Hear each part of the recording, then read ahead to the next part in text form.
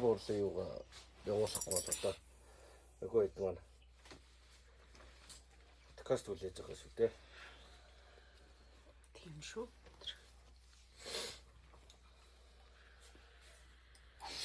Үлээдэг үжилээ. Орох нь яах нь Тийм.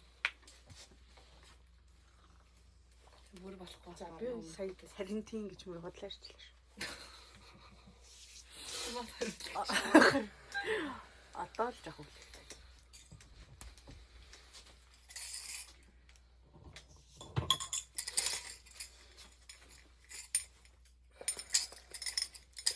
Ямар нэгэн тавилтгүй яг ингээд онгод буулгах агшинтай яг ярилцах өөрөлдөх юмтай нэг амар байдаг байхгүй.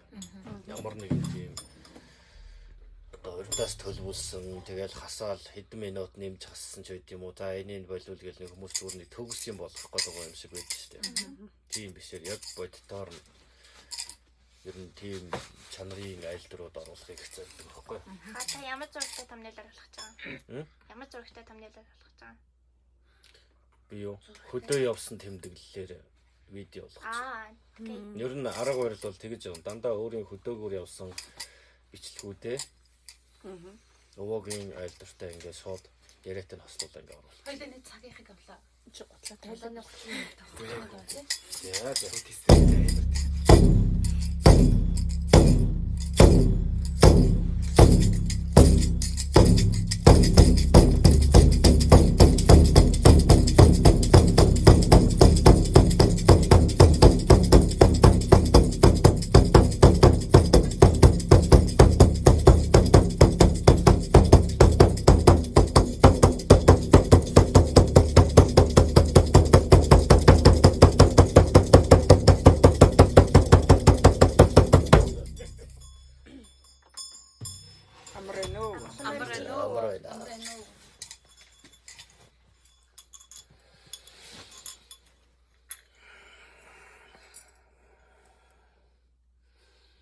Жаалуу. Ондорч. Чиг. Дуртайгаал өглөө.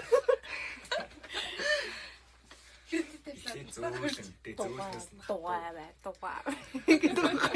Зөөлөн гэж явдаг. Холиод авчихгүй гэдэг. Яг Зүг шүү. Билетээс хатцаад ингэж явдгийг. Яа. ондорч. Одоо би зүйл.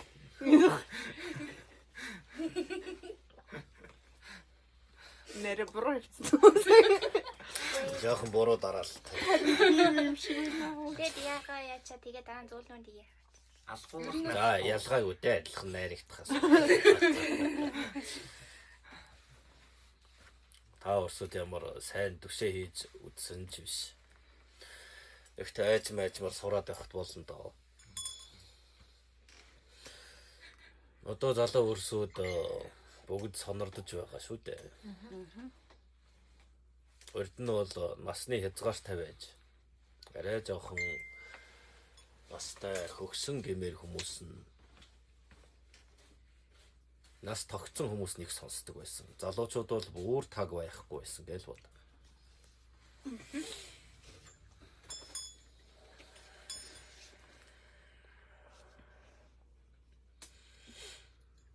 За өнөөдөр юу ярилцах гэж байгаа вэ? Өнөөдөр нөгөө нэг олон нийт хүмүүсийн дунд түгээмэлэдэг тийм зөрүүдээр бичсэн гэх юм уу тиймэрхүү аимшиг өгүүлбэрүүдийг сонсоод Тэгээд нөгөө Монголд болсон аимшигын өгүүлбэрүүд тийм олон янз байгаа. Тэгээд тэднээсээ сонгож байгаад нэгийг нь. За юун талаар хайвал болж байна?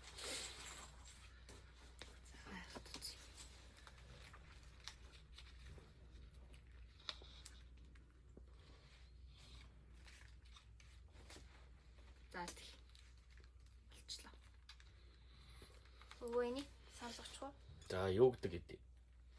Монголд болсон аимшигт явдлууд 156 157 гэдэг дугаарлаа явуулсан байна. Бодит түүхийг хүмүүс хуваалцаад тэгээд энэ сувгаар уншиж өгд юм шиг байна. Бол тохиолдсон юм шиг.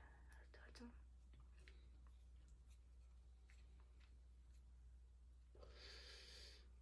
Ер нь хүмүүс ягаад аимшигын зүйл сонсох дуртай байдаг юм бол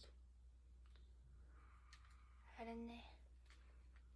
Тийм дуртай хүмүүс байт юм байдаг. байлгүй Амар яг. дуртай. Өглөө нас өрөө хүртэл заяа. Яг сонсдог. Би жоохон таагүй сонсчихлаа. Хүмүүс ажил дээрээ ч юм уу нэг тийм хичээлтэй эсвэл орой бөөндөө цуг байхдаа ч юм уу сонсдог. Өөрсдөө зөргийг шалгаж ийн малгаж ийн гэдэг.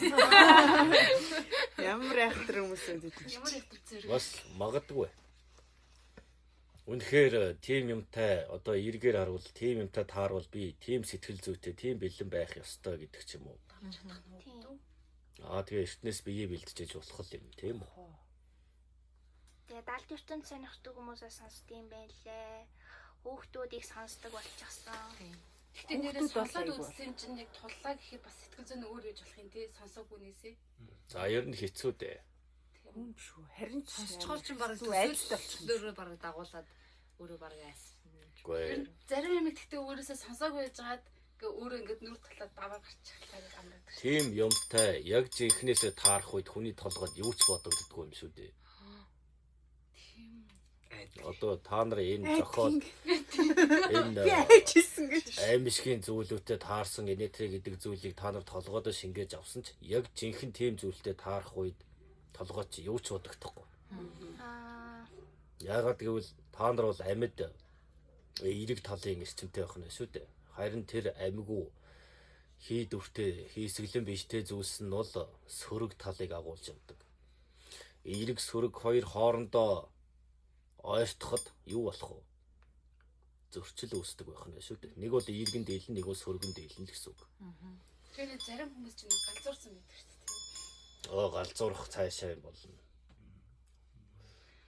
Том биетэй булаа ирэх хүртэл тэгэл хөөхд охин шиг л уйлаад алга болно шүү дээ.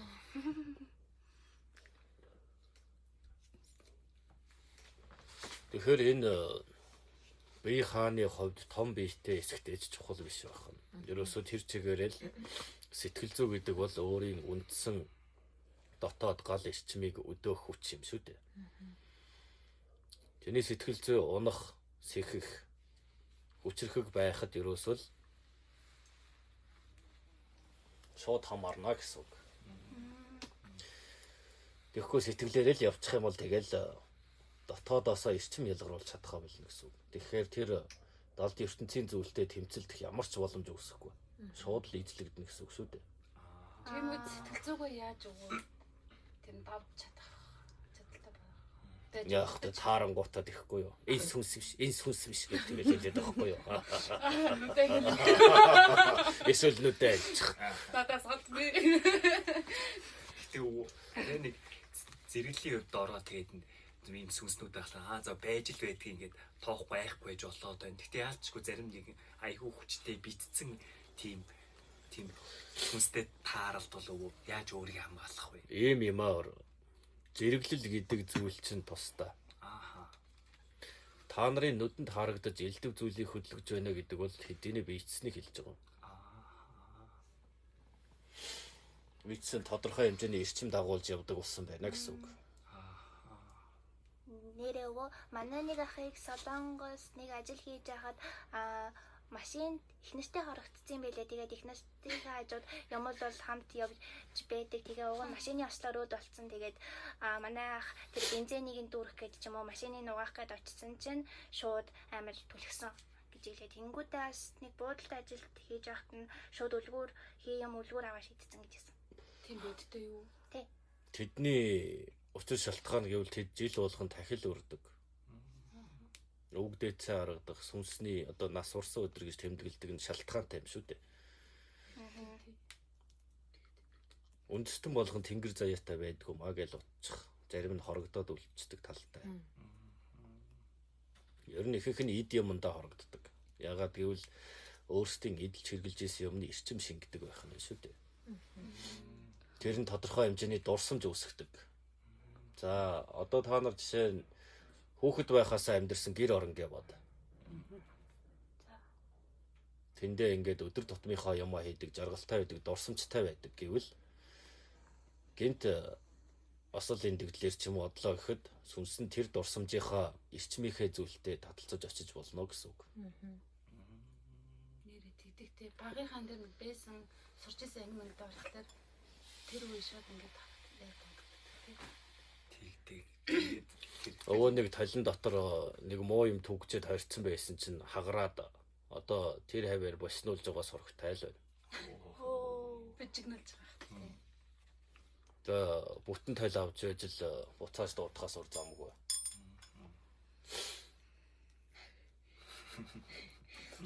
Сол өстэй. За тэгвэл тэр аимшигын явдлаас чинь сонсъё. Заав. Яа нэ ойр цоцох юм шүү дээ. Үр жоохон багтаа. За өвөө байгаж байна. Сонсож шатгсны айлаа. За би Хөдөө ахлуун нар дээр ингэ очдог бүхэд байлаа. 2010 оны 8 сард баха. Зоны амралтаараа хөдөө ахлуун нар дээр ингэ очдог бүхэд байлаа л та. Тэр нэг жил их л найр хорим хүүхдийн дай хүргэх цайллага гэдлээ. Нэг л найр болсон өдөр байсан. Манай ээжийн төрсөн ахын том банд нь хорим хийгээд өдөр нь тэр ахынхаа найранд байж угаад өдөөс хойшхонтон урагшаа бас л нэг хамаатны ахын хүүхдийн сэвлэг үргэх тэр оч хийгээд яг миний үеийн 4-5 залуучууд байдаг юм л та. Бид очлоо. Яг ахтаад нэг шалахгүй бид хэдээс нэг 5-6 хүн байдаг юм. Тэдний найран дээр дандаа үеийнхэн залуучууд очижсэн байсан юм. Тэгээд бид тав тэр айлд бас жаахан ууж идээд хэсэг сууж найрлж байгаад гэр гэрлүүгэн явахаар болоод 2 маань жаахан зайтай бадаг болохоор төхүүлж өгөх гээд бүгд л моцикл байсан юм. Нөгөө найр болж байсан ахынхаас гараад хойшоогоо бэлийн замаар их олон даваа жалга туулж явдаг юм. Зам нь бол өгсөр уруу гэдэг их бартаа ихтэй уулархах газар байдаг. Тэгээд жаахан төхүүлж өгч байгаа санаатай би нэг найзаахан ардууран суулгаад нөгөө ахынхаас хэсэг хойшлохоор нэг өвөлж байдаг байсан юм. Сүрхий том хороотой бас нэг жижиг амбар байдаг юм. Моциклон бараад яг тэр өвөлжөөг өнгөрөөд явж байсан чинь тэр амбарынхан хажууд нэг цэнхэр дээлтэй хөлн үсгийн юм шиг нэг хүүхэн зогсож байдаг юм. Би ч юу вүлээ гэж бодож байгаад гинт нөгөө сүнс чөтгөр юм байна гэд эргээд хартал алга болчихсон байсан. Тэгээд би сонирн болоод айгаад өөрийн ирэхгүй салганаад явж байдлаа. Жижиг чулуун мөргөд унчваа. Тэгээд нөгөө найзтай манч сайн нэг дээл өмсчихсэн хөлнөцгөн хүн харлаа. Чи харав уу гэсэн үгүй л гэж. За чи моцикло гарчих гэлс явъя андаа гэсэн чинь манай хүн за чи хоош харж болохгүй шүү гэдэл хөдлөлөө. Хэсэг явж байгаад би арзагнаад айгаад болдоггүй.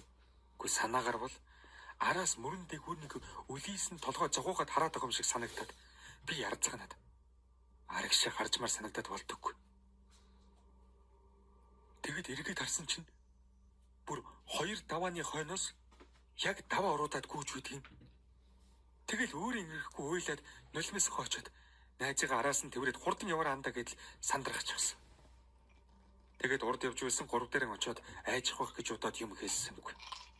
Нөгөө хоёр найзыгаа за одоо ингэж явчих гэж хэлчихээд бид гурав нэгнийдээ очиж унтахаар болоод хөдөлсөн. Тэгээд найзынхаа гэрт очтол зүгээр байсан юм. Яг гэрийнх нь гадаа очоод тусдан урд явж байсан нэг найзтан сая тэгээд би ийм юм хараад гээд хэлсэн чинь тоглоом хийгээд итгээгүй юм.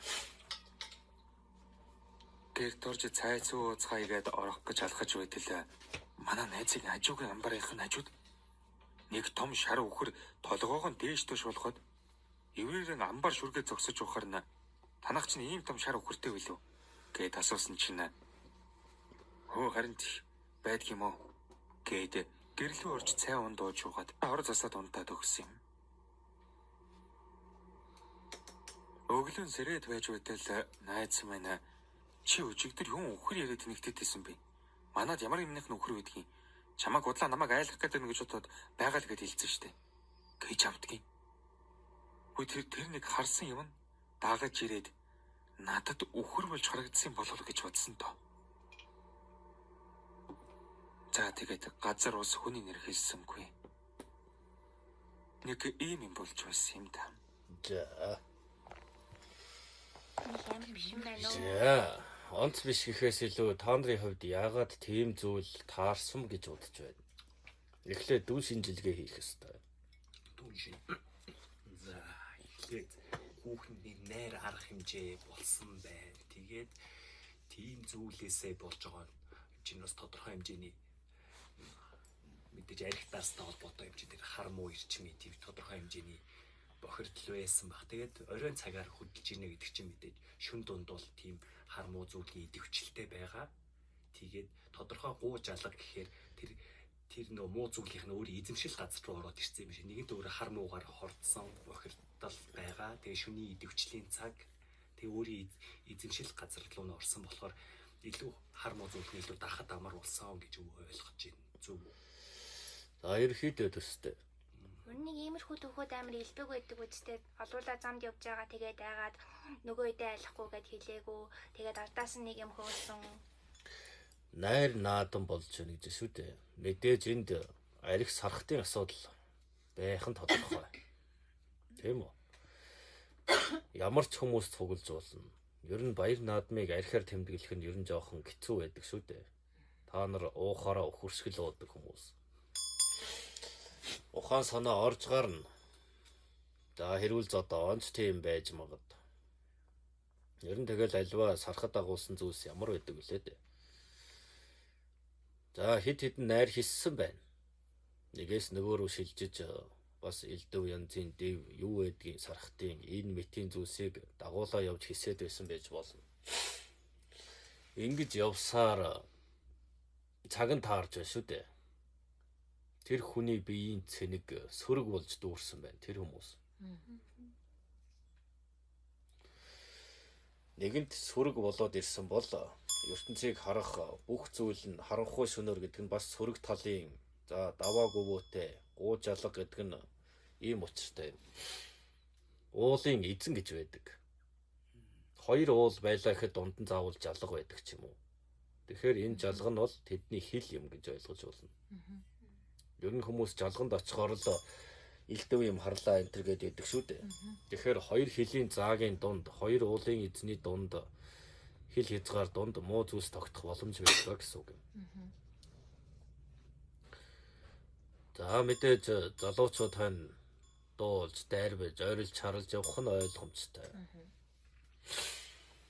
Ингэж байгаа тэр сөрөг зүйлтэй тааралцсан байна шүү дээ. Цэнийг нь ойролцсон учраас. Сөргөөр цэник авсан учраас сөрөгтэй таарж байна. Тийм биш. Яг итэвхжлийн цагаар нь явсан байна гэж үзэж болно. За тэр хүн харлаа гэж байна. Энэ хоёр сөрөг яах вэ? Би биендээ юм харуулдаг байх нь шүү дээ. Тухайн санаа нь орон гарна ч гэсэн тэр нэг нь нөгөөгөө далж дууддаг тийм хүчтэй байдаг гэсэн үг юм шүү дээ. Нэг талын хий дүртэй муу зүйл нөгөө талын хий дүртэй зүйлтэйгээ яг таталцдаг. Бас зэрэгцээд ирэхээр хоёр зэрэг учраас хүчтэй болж ирдэг. За тэгж жагаад араас нь дагсан байна. Яагаад гэвэл нэгэнт таталцал үүссэн учраас түүнийг дагаж явсан байна гэсэн үг юм.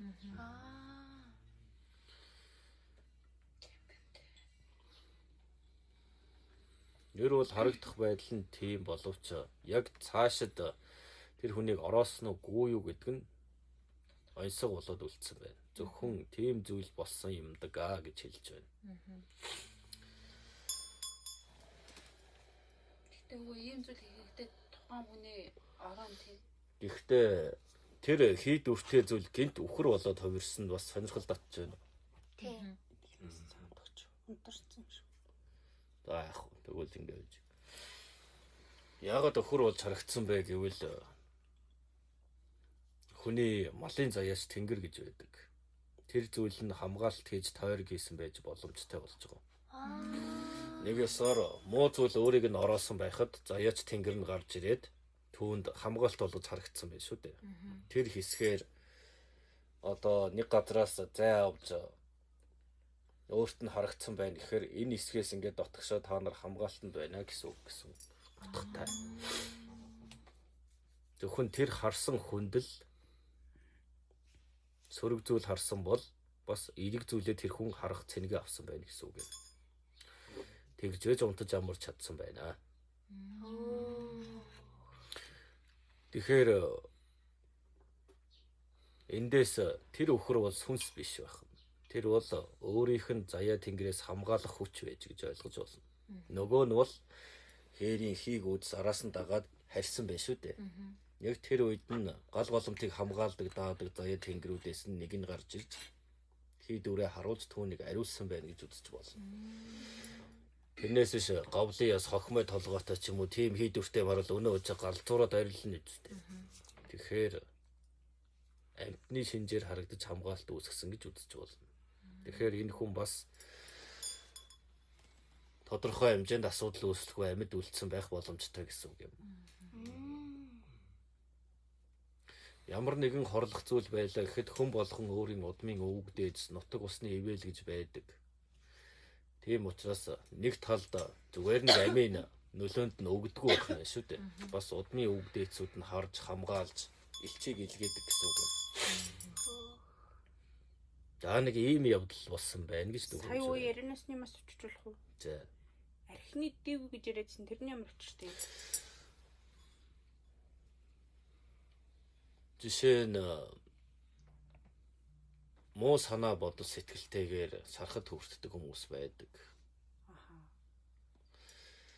Ер нь жаргалтайгаар хүртэх хүмүүс гэж байдаг тийм үү? Ялалтаа тэмдэглэж хүртдэг байхад гуниг гансрал гашуудал ад хорийн сэтгэлээр бас сархтыг хүртэж ууж болдог. Сархад гэдэг бол ус юм. Шингэн. Энд тэр хүртэж байгаа хүн ямар бодолтой, ямар санаатай байдгийг хүртэл шингэж орж болдог. Тэрвээ санаа муутай хүмүүс хоорондоо ууж бол тэд хоорондоо хэлэлдэж талцад зодтолтохоос өөр юм байхгүй. Яагаад гэвэл муу бодлууд нь тэр усан шинжин зүйлэнд нь хизээний шингэсэн байх шүү дээ. Одоо та нар залуу өрсөд зарим нь нарийн цэнгийн дуртай бол аль болох битгий уу гэж хэлэхгүй. Аль болох амжилттай баяр хөөрөө тэмдэглэж зөв хүмүүстэйгээ уувал тэр жаргал юм. Тэрнээс хамаагүй санаа бодол нь мэдэгдэхгүй хүмүүстэй сархад энэ төр хүртэж байх нь сүүлд нь хэрүүл зодоо. За гэмт хэрэг өөр юу ч болж болно.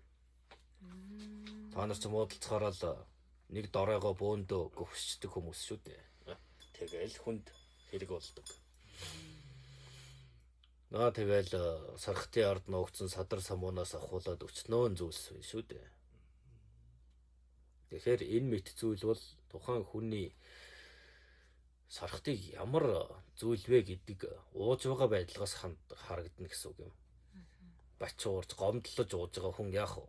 Агсан согтуу тавих нь ойлгомжтой. Од жаргалаар дүүрэн байгаа хүн бол айлуулах ялалт баяр хөөрөө хуваалцах гэж цаашид бид ингэх болно гэж одоо нэг ёсоор улам ялалтаа баттгаад дараа нь дахиад хэдүүлээ ийм зүйл хийн гэх мэт аз жаргалаа хувааж хүртдэг шалтгаан нь энэ байх нэ. Баяр хөөр ярьж уух нэг өөр, гуниг гутрал зовлон ярьж уух тис ондоо байдаг юм.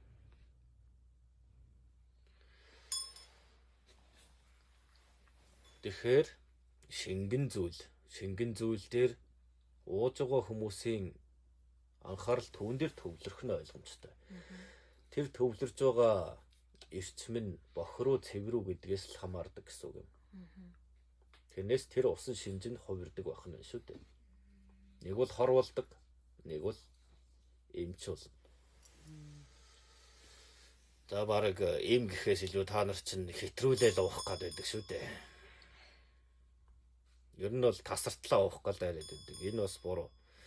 Хизээч та нар согцсон байсан ч энэ ертөнц иргэдгээрээ эргэж маш их бодол далд эрчмийн зүйлс оюун бодлорч орж гарсаар байх болно. Энд зохигдоод ирэхээр хүн яах вэ? Өөрийн төв хяналтаа олцсон учраас гуйж, дайвж, тэгсэн хэрнээ ярьж хөөрөөд өөрөөс тэрийг ойлгодгүй байдал байж болно гэсэн үг юм. Чи согтлоо гэд ухаанаа тасаллаа гэд чам дээр орж ирэх ертөнцийн эргэлдэх хөдөлгөөнд зогсно гэсэн үг биш гэсэн үг. Уламж хурдан орж ирнэ хяналтгүй учраас. Тэр болгонд хүмүүс цохогдоод хэл ам нь ээдэрч алхаж гисгэх нь гойх ч юм уу. Хяналтгүй болсон учраас тэгдэг юм байна гэж ойлгоо. Өндөрч. За тэгвэл ер нь эндээс сураад авахд гэмгүй зүйл байна уу? Тийм байна. Тийм байна гэн. Дандаа залуучууд болохоор арх дарсны юмдаа дуртай гэж. За дараа би тэгэх юм байна л гэж байгаа. Ойлголоо. Тэгээ зарим нэг хүмүүс чинь өнөгтэйгээр эсвэл зарим нэг хүмүүст арх уухаар цаанаасаа дургу хүрээд идэх байхгүй юу? Энтэй уугаад ямар сайн зүйл болов гэж шалтгаан нэг юм байсан. За ингээд нэг уудаг хүн гараад байна. Тийм байна. Хүнээ ялгаж байж хүрт. Буруу хүнтэй, буруу санаа сэтгэлтэй хүнтэй нэг төвлөрсөн юмыг хувааж өгнө гэж чи боддоо. Тэр шившигдсэн байна гэсэн үг шүү дээ нэгээс. Зовлон болсон зүйлийг чи уугаад яах юм? Зовхол болно. Түлээд бол том болж байгаад зөв хүмүүстэй уух юм байна. Амарыг болох. Гоё зүйл том.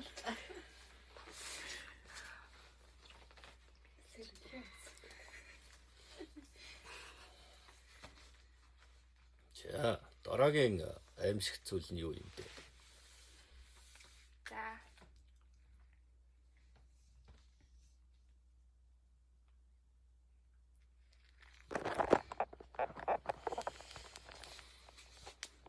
Манай аава их мундаг хүчтэй сахиустай бөөхөн байдаг юм. Тэгээд энэ явдал болсны дараа 3 хоногийн дараа ээжтэй утсаар ярихад чи зүгээрүүл гэж байна. Би ч зүгээрээ яасан байж гэсэн чинь өвөө буугаад чамайг дэвтэж явж байгаад юм харсан байна. Харин ч гэмгүй юм байна. Арих дар суугаад энэ тэнэгүрт их тэнээд байвал энэнээс илүү гайтай юм наалдчихдээ юм шүү. Өвөөгийнхөө өгсөн сахиусыг хайсан байна. Одоо ер нь гэрлэггүй ир гэж үлээ.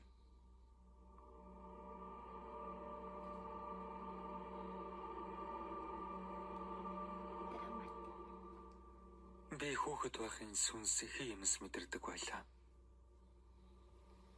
Харин том болж нас нэмэх тусам мэдрэх биш бүр хардаг болоод байгаа. Манайх Баян хошуу зүүн салааны эз гэдэг газарт байдаг.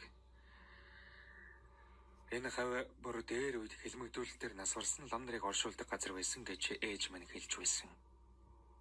Ер нь хэрэгсүр ихтэй газар гэдэг.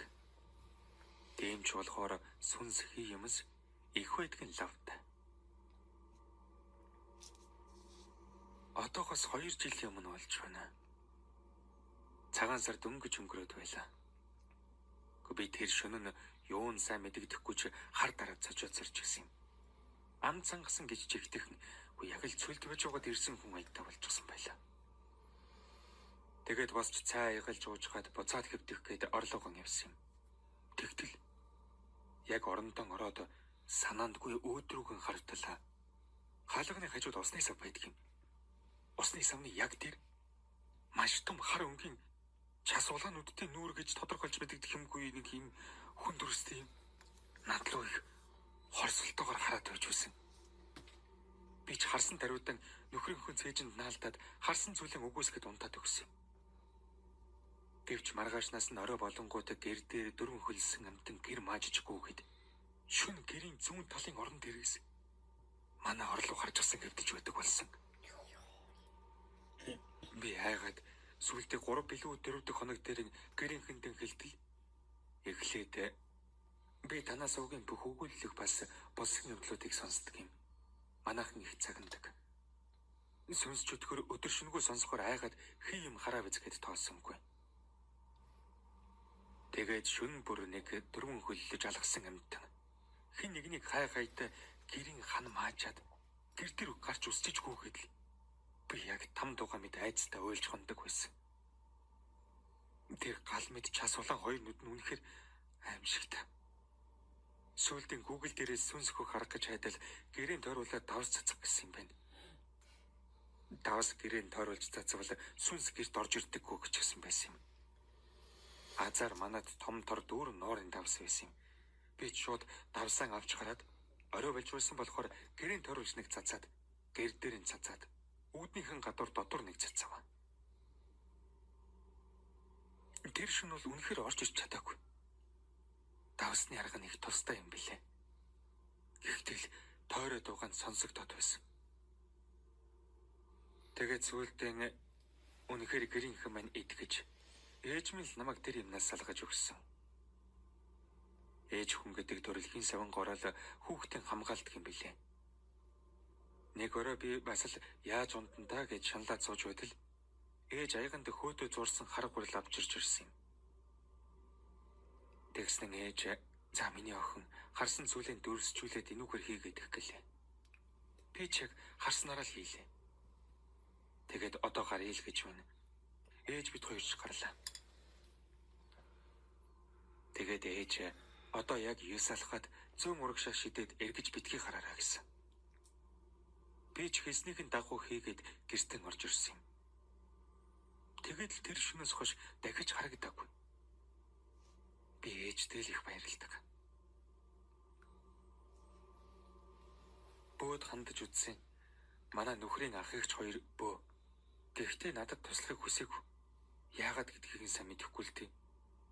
Ямар тааж миний ээж л намайг аварсан юм.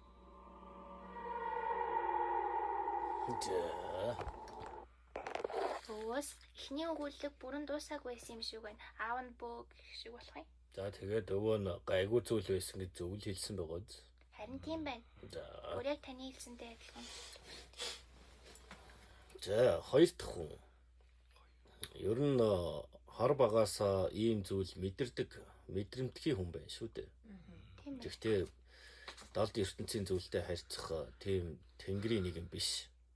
Гэхдээ ийм хүмүүс мэрсэр байдаг юм аа. Нэг хэцүү юм нь мэдрэмжтэй, мэлмитэй хүмүүс. Ялангуяа хардаг хүмүүс хамгийн аюултай төвсөнд ордог. Тэднийг та нар одоо нэг хий дүртэй юмыг тэд мэлмигээрээ хараад тогтоогоод авчихаар тэр зүйлтэй холбоос үүсгдэг. Тэгээд тэр харсан түүнийгээ дагаа авчдаг юм. Тэрнээс өвдөж араас нь дагаж ирсэн байх шүү дээ. Харсан учраас тэр зүйлийг хэн ч харддаггүй. Гэтэл харах чадвартай нэгэн хараад дагаад ирсэн байна. Арга барилын хувьд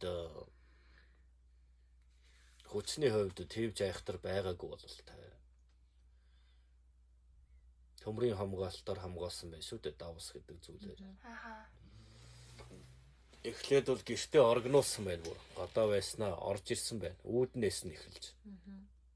Түүний айцаар бийжин улам ойрцсон байна. Харсан учраас. Ядаж хажуу орон дээрээч тийм төмөр зүйлсийг тавих дом мэдсэнгүй. Хэрвээ тэр зүйл тэндээ шүглсэн бол тэнд хэвцэн хүн гэхэд ужиг хууч өвчтэй болох хэвтрийн хүн болгочны гур байдаг. Үнийг орны татхарч гэж нэрлэдэг.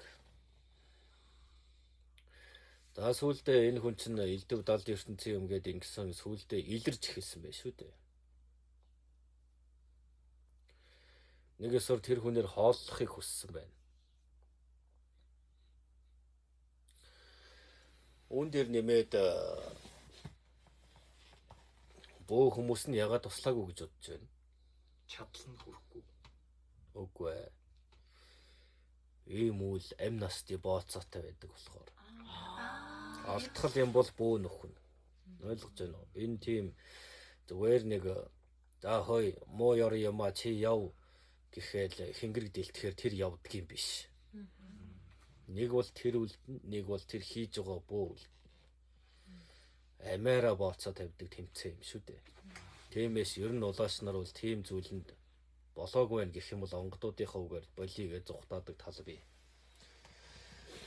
Харин бэлтгэгдсэн үедээ бол амиа бооцоо тавьж үзэх хэрэгтэй байдаг юм.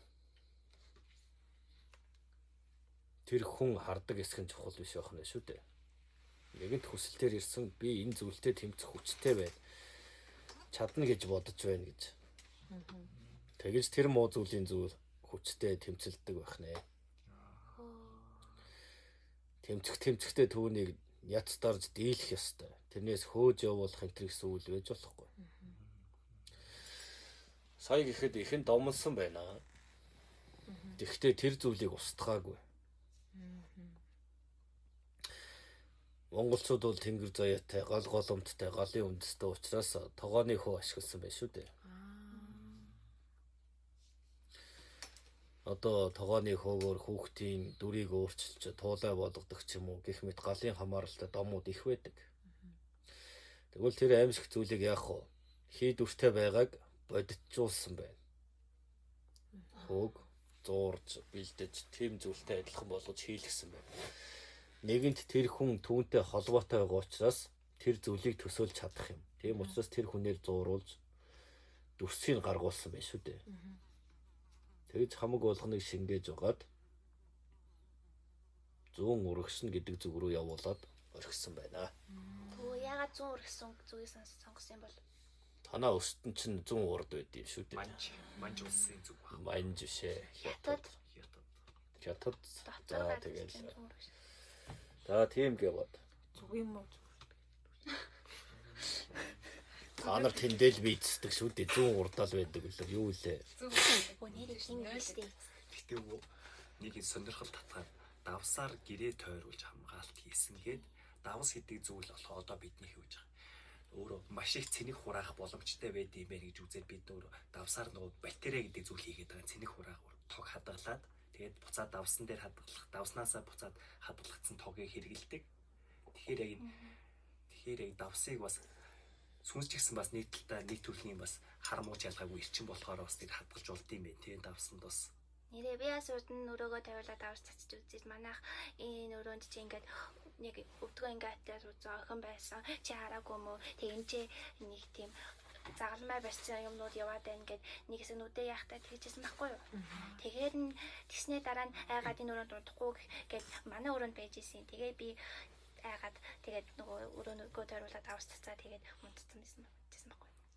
Давс гэдэг бол одоо хуучирсан арга байна. Харин тийм. Тэгээд нэг санаагаа байхгүй. За нэг тэр бол төмрийн нэгдэл учраас.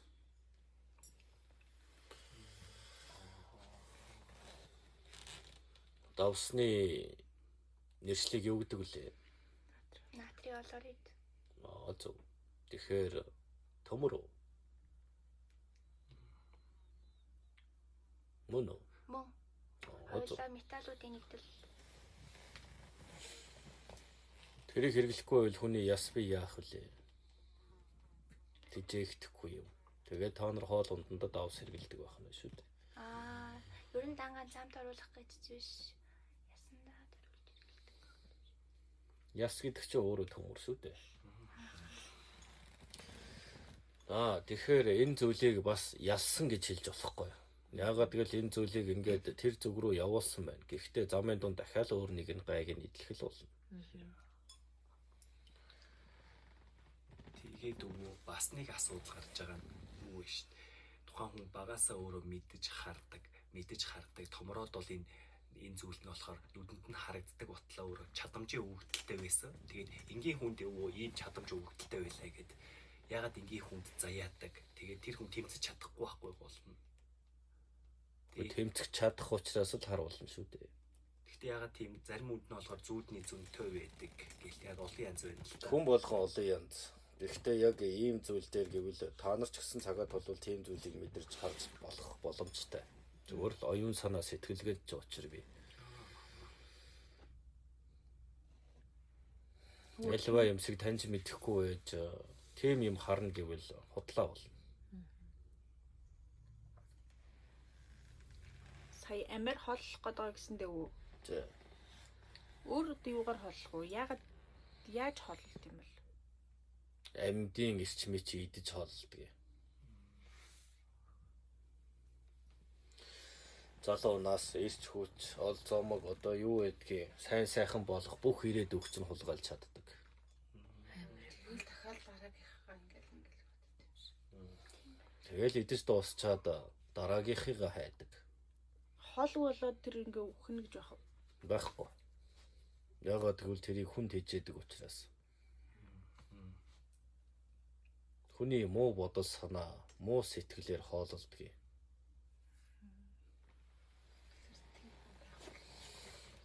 Тийм бус байвал альвид хий дүртнүүд гэж байхгүй байх байсан. Тэрийг бүр ингээд өмсөн дарна одоо амины төлөөстэй үйлэх гээд байгаа шүү дээ. Тэгэхээр одоо тэрийг хийгээд яллах ч юм уу те тэр ингээ ялчих юм бол яг уу. Тэр ялвал Тий.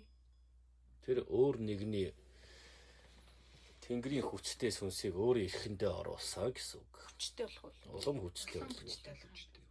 Тэгэхээр тэр Хэрвээ ялагдах юм бол хаашаа явах вэ? ялагдсан буу тэгээд үүлээ хийсэн онгод хоёр хоёулаа ялагдсан гэвэл тэр хоёр хоёулаа түүний боол болно гэсэн үг үү? Ер нь тийм. Онгод нь ч улаач нь ч тий. Онгод нь ч арай биш ээ. Улаачийн сүнс нь болно. Тэгэхээр чи нэстэ жинхэнэ чадна. Амар нэг юм шүү дээ. Хэрвээ ялагдчих юм бол хаашаа явах вэ? Горол үүслийн төврүүл аваачин шүү дээ. Ямар нэгэн хий дүртэй холбоотой зүйл учраас хаанаас илгээгчнийг олж тамгалах, мэдэх, мэдүүлэх гэх заргын ажил их байдаг. Тэгж байгаа ч ихэнх үнэн төрх нь гарч ирж шийдвэрлээ авдаг байна шүү дээ. Тэгэхээр улаач бөө лам хуурах гэлтгүй энэ ертөнцийн ер нь далд ертөнцийн энэ гэмгүй байгаа хүмүүсийг хорлох муу зүйлстэй заавал байнга тэмцэлдэг байх хэвээр. Дор хаяж энэ чадвартай байх хэвээр. Тэр мэтэ мэдэхгүй байж засан ингэн тэгэн тим имийг хийдэг гэж хоосон амаар яриад ямар ч хэрэггүй байдаг. Яагаад гэвэл хизээ нэг өдөр заавал толдтол болно. Ламнар дарж чаддгүй тэрийг. Дарыг ивэл дарна да. Гэтэ эдгээр нэг чойж юм байж гүртэг эднэр л нэг хүчтэй байдаг болохоос зүгээр нэг дуун авиагаар үрдгсэн зүйл нь тийм зүйлийг дарахад эрчмийн үед жуулаа санагдаад байдаг шүү дээ. Вэ, чойжин гүртэн гэдэг чинь шашны хамгаалагчт юм. Нэг ёсоор тэр бурхны шашинд ямар нэгэн байдлаар гай дотгор муу муухай санаж байгаа тэр болгоноос сэргийлж хамгаалах үүрэгтэй. Шашин номоо хамгаалах үүрэгтэй хүчнийхэн гэж ойлгож болно. Одоо манай улаачд ингээл хүмүүс доромжлоход тоодгүй хэрнээ онгодын доромжлохоор маш уралдаг шүү дээ. Яг энэтэй адилхан гэсэн үг.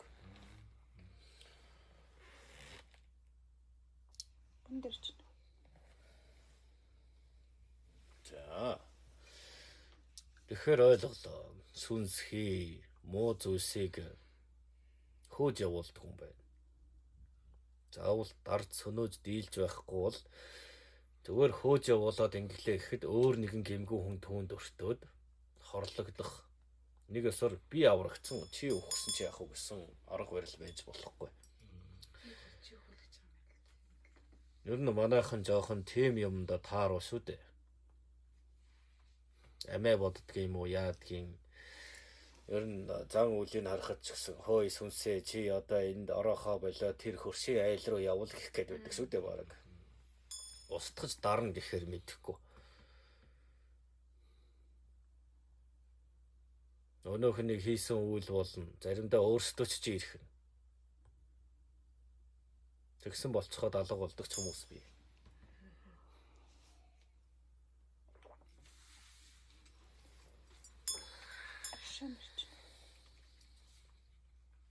Өө энэ алибдийн хүчийг ямар нэг хэрэгтэй зүйлд ашиглах боломж байдгүй.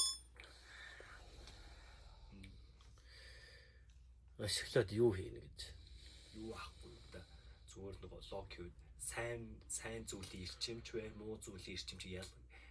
Хоёулаа болохоор эрчим буюу хүч гэдэг зүйл байгаа. Тэгэхээр тэр нөгөө эсрэг талынхаа хүчийг л ашиглая гэсэн санаа юм уу да. Ашиглах гэж байгаа тэгээд өөрөө ижлэгдсэн байвал яах вэ? Муу талын хүчтэй харьцахын тулд муугийн эрчмийг мэддэг байх ёстой. Түүнийг тэсвэрлэх чадамжтай байх ёстой. Өөрөө Тэнгэрийн одоо улаач хуврахч байна, бурхны номтой байлаа гэд муу талын хүчийг ашиглая гэдэг нь тодорхой хэмжээнд бас муу зүйлээс сурсан байх ёстой болно шүү дээ. Түүний сэтгэлд баг жолоо хармоо зүйл байж вэж тэднийг ашиглах боломж нээгдэж болно. Гэхдээ ер нь худлаа байдаг юм доо. Тэр чигээрээ хууртаа явцдаг тал бий. Нэг эсвэл ийм арга байж болох уу?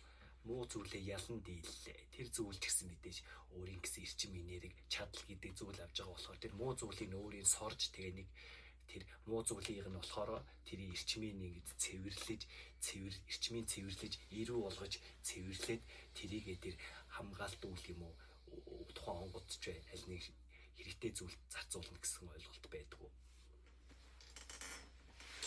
Саяд нэг. Тэгэхээр жирийн та нар бол тиймтэй орооцолдоод чирэггүй. Тэрийг эерэг болгоно гэд тусгай бэлтгэгдсэн бие, тусгай сүнс байхгүй шүү дээ. Илгээгдсэн тамганд учир байдаг. Гэтэл зүгээр нэг ийм аргаар ингэн гэтэл бие чинь дийлэхгүй, сүнс чинь дийлэхгүй л яг түүний л болно шүү дээ. Тийм нарийн учиртай зүйлээ. Тэрнээс хүмүүс бол энэ муу зүйлээр ингээ сайн юм хийлэгдгийг. За тийм талын шулан байдгийн цагаан талынхан ч гэдэг юм уу. Хар муу юмар ингэж байгаад сайн үйл хийлэгдэн гэж байгаа бол магадгүй та нарыг мууг нь муугаар нь өргөтүүлж болно шүү дээ. Мууг нь муугаар нь зассан маягтай болгоод нэг хэсэг сайхан болгож байгаад үлдсэн ирээдүгийн түүнд даатгаж үлдээдэг ч юм уу. Ийм хорон ажиллагаатнууд олон бий. Өөрсдөө тэнгэр нэртэй, өөрсдөө бурхны нэр барьсан гэхэрнээ сэтгэл нь харанхуй, хар. Буудаг зүйлс нь муу талын хүчтэй. Ийм байвал яах вэ? Энгийн хүнийг юу болох вэ? Өөрийн игнэндээ л боолцсон шүү дээ. Тэгэхээр энэ тэмцэл донд би үнэн, чи үнэн гэж хүмүүсийг их талцуулдаг да. Ягаад тэд хоорондоо нэгдэхгүй байх гэвэл хүлэлсэн арга барилууд нь өөр учраас хоорондоо нэгддэггүй. Нэр алдарт дуртайнууд нэг тал, магтаал дуртайнууд нэг тал, мөнгө зоосон дуртай нэг тал, ахуй амжиргаагаа болгосон нэг тал гэх мэт ингээд өөр өөрсдөө ирэх ашиг нь үйлчилж байна. Тэр болгон дээр язгуур нь юу гэж таарах вэ гэж тооцоолох хэрэгтэй юм. Ер нь бөөхөн гэдэг бол ямар ч цаг төрийн үед худлаа ярьж хулгай ирэхгүйгээр амиа аргалах бүрэн чадвартай нэгэн байх хэрэгтэй байдаг юм. Ямар ч төрийн, ямар ч цаг үед тисэх чадамж, ямар ч байгалийн саадамж нугарахгүй, шударгаар үйлээ хийх чадамжтай байх хэрэгтэй юм. Тэгэхгүй л цаг үеэ тааруулаад халираад байвал ямар вэ? Бусдаас ялгаагүй. Тэр нэг ямар нэг зүйлд хянуулаад байна гэсэн үг шүү дээ. Уулын тэнгэр л хянах хэрэгтэй. Гэтэл ходоод өслөө гэн тэнгуутл санаа бодол нь хувираал. Жохон зоос олох юмсан гэдэл шуналтаа автаад байвал тэр яг болох уу? Болохгүй. Төлөвшөлгүй байх гэж үзнэ. Гэх мэт нарийн зүйлсүүд байна.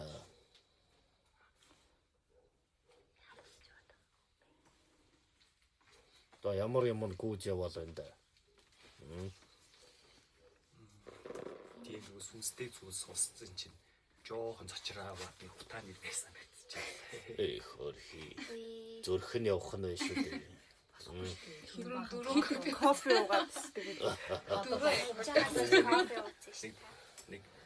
нэг муу зуршилтай болсон байхгүй зөвөр нэг юм бодох сэтгэх тэ нэг төвлөрлөө олох болгондоо нэг заавал нэг тамхи татчих нэг төвлөрлөлтөө болдог нэг зуршилтай болчихсон. Төвлөрлийг олохын тулд заавал донтох хэрэггүй. Донтолтгүйгээр олсон төвлөрөл бол носон турших байдаг юм. Харин донтолттой бол заавал татвараа төлдөг байх нь шүү дээ. Зөв. Энэ чиний удаан орших хэсгээр хүртэл төлөөс авч ийн гэж боддог. Арх ууж төвлөрж байгаа бол тэр хүнээс хэдэн нас асах вэ? 10 байтугайг авна. Ингээ бодоод үз. Тэр нөгөө яриад байдаг хар тамих энтергээ сайхан манардаг энтер гэж ярьж байгаа хүмүүст бол дэмий гэж хэлмээр байна. Хорвоо ертөнц эргэж байна. Чи энэ бүхний мэдээлэл донд байж өөрийгөө тэрнээс дорой амтан болгож хамааралгүй болгох нь чиний заяа тавилан бүх юмд саад болно гэсэн үг. Чи тэр тойргийн гадна орхигдох болно шүү дээ. Тэгээд угаасаа нэг итгэлийн алдсан учраас өөдөлдгүү байх нэ шүү дээ тэд. Тэгэл донтоод алга болцдог. Тэрнээс энгийн зохистой хэрэглэе гэж байдаггүй. Хоронд тийм байдаггүй.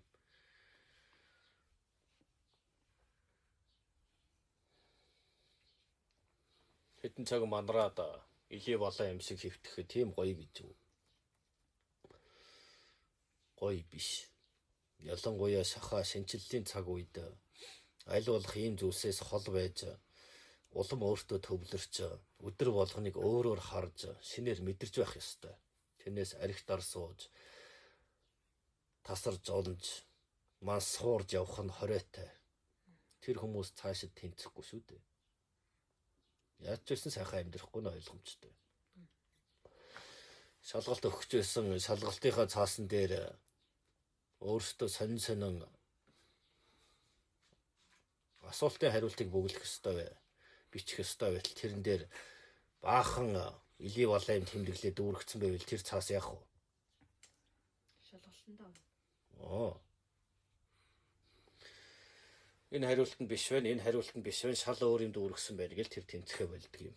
Тийм учраас ийм зүйлээс олж хүмүүс яах вэ? Үхвчл дуусдаг.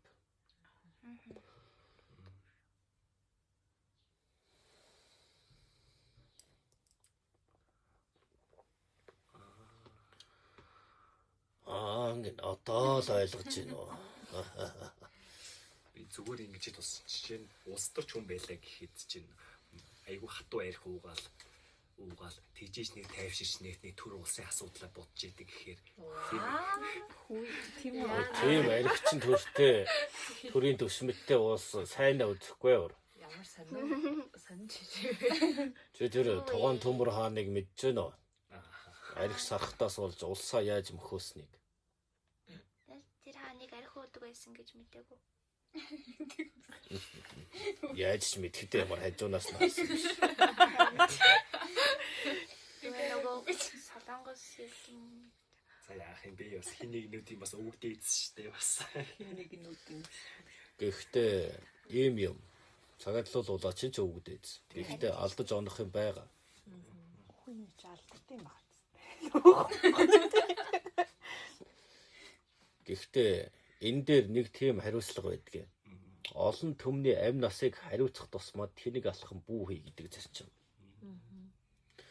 Одоо хэрвээ төр улсын эрх мэдлэлтнүүд чинь өөрсдөө ингээл элдв юмд донтцсон олон төмнөр сонгогчдод ингээ явж байгаа бол хамгийн том буруу зүйл юм. Та нар бошоохон суудлаас нь халах хэрэгтэй. Тийм үү? Ямарваа нэг зүйлд төр улсаа төлөөлсөн хүн донтсон буруу бие авч явдаг. Ухаан санаана эд зоосон ч юм уу эсвэл арх дарсан шунсан хүн байв шууд зайлуулах хэрэгтэй. Та нарын ирээдүг уурна гэсэн үг. Та нарын ирээдүг идэнэ. Та нарын ирээдүг худалдаж чадна гэсэн үг.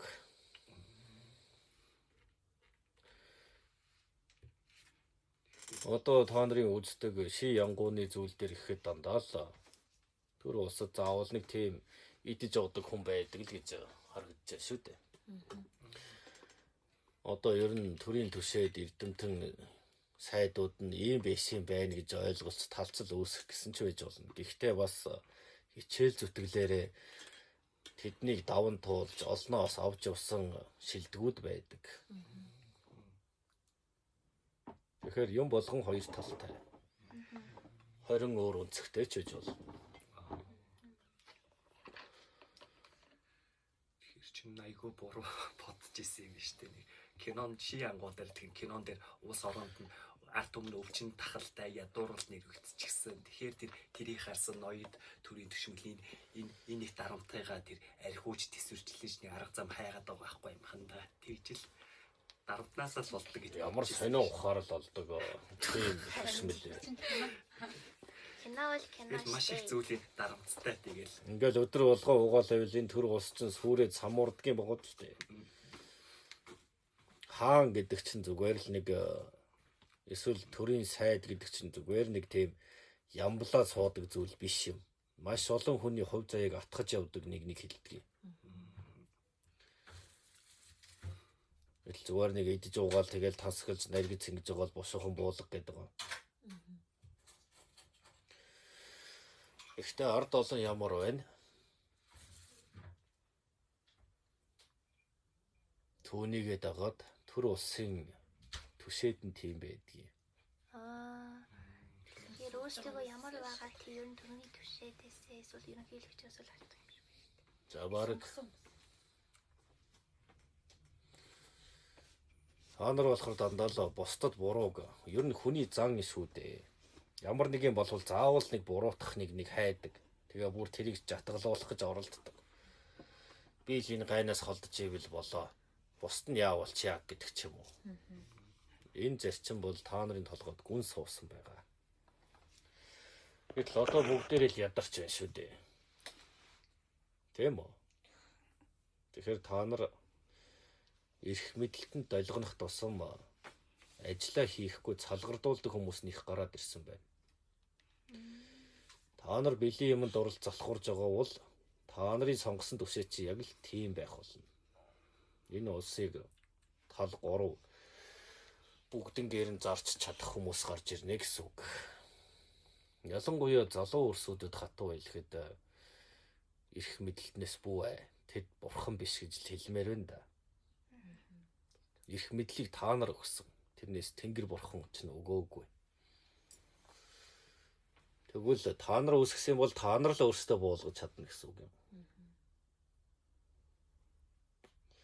Тэрнээс нэг тусдаа хувилгаа шид эрдмээр л гарч ирээл мөнгөн халбаг зуучаал босч ирсэн нэг юм биш байх нь шүү дээ.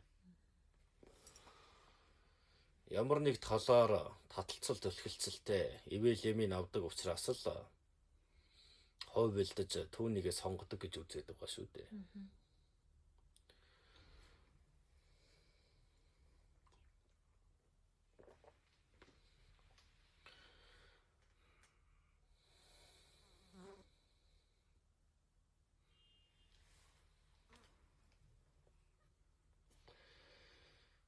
За тэгвэл өвөөгийнх нь ярих юм ингээд болж байгаа шүү.